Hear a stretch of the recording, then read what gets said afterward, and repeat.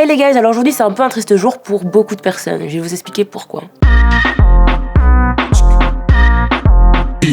Alors il y a environ 2 ans de ça, la plateforme citoyenne Refugees Welcome, que maintenant je pense tout le monde connaît à peu près, avait installé un centre d'hébergement à Arran appelé la Porte du Lys. Alors même pour vous dire, au début de l'aventure, ils avaient 80 lits et 10 000 € de dons pour tout installer, donc installation sanitaire, etc. etc. Grâce à la solidarité des citoyens, du CPS ou encore d'autres plateformes, aujourd'hui, ils ont réussi à trouver un endroit où dormir pour 350 personnes. Alors le deal, c'était qu'on leur mettait à disposition ce bâtiment, mais seulement pendant 2 ans. Parce qu'en fait, ils devaient faire une école dans ces mêmes locaux. Alors le 30 juin de cette année, c'était un peu la fin du bail. Les 2 ans étaient passés, sauf qu'il n'y avait toujours pas de nouveaux logements pour ces 350 réfugiés. La ville de Bruxelles n'avait pas trouvé de solution, ainsi que le gouvernement. En attendant, on a quand même décidé de prolonger leur bail de 2 mois en disant bon, on va vite trouver une solution.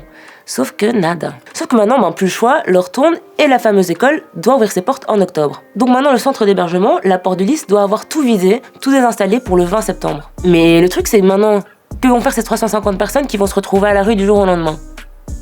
La solution la plus évidente pour les gens, c'est de se dire qu'ils vont aller au parc Maximilien, sauf que là-bas, il y a déjà 150 réfugiés qui sont abrités. Ce qui veut dire qu'on va se retrouver avec 500 personnes dans quelques carrés d'herbe. Donc les gens craignent pour leur sécurité, pour les contrôles de police, mais aussi pour l'hygiène, parce que niveau insalubrité, ça va être du tonnerre. Évidemment, Refugees Welcome en a ras-le-bol et personne n'a l'air d'avoir envie de trouver une solution. Donc maintenant, t'as la ville de Bruxelles qui se plaint de devoir gérer tout toute seule, elle dit que c'est au fédéral de s'en charger, sauf qu'au fédéral, ils se renvoient tous le gigot. Donc en fait, au game de c'est pas moi, c'est lui, vous, c'est direct disque de diamant et sans le stream. Alors il semblerait que ce lundi, en urgence, la ville de Bruxelles ait fait une demande aux administrations pour trouver un logement.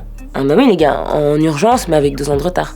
Donc en gros maintenant, mais qu'est-ce qui va se passer? Donc maintenant les gens vont devoir trouver un endroit où dormir, s'abriter, ça va sûrement créer des tensions avec les riverains, mais aussi ils pourront pas vivre avec un minimum de dignité et qui va vraiment faire quelque chose? Et comme d'habitude, ce sera sûrement les citoyens. Parce que les 150 réfugiés qui sont déjà dans le parc Maximilien, eux la nuit, ils sont déjà abrités par des citoyens.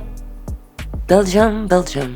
Comme d'habitude, n'hésite pas à me donner ton avis en commentaire, à cliquer sur cette cloche, et en attendant je vous laisse. Si tu as aimé cette vidéo, n'hésite pas à t'abonner à la chaîne Tarmac. Et si tu veux encore regarder du Easy, il y a nos playlists. Donc tu peux regarder ceux d'hier, et d'avant-hier, et d'avant-avant-hier, et... tu m'as compris. Et n'oublie pas quand même de t'abonner à d'autres comptes Insta.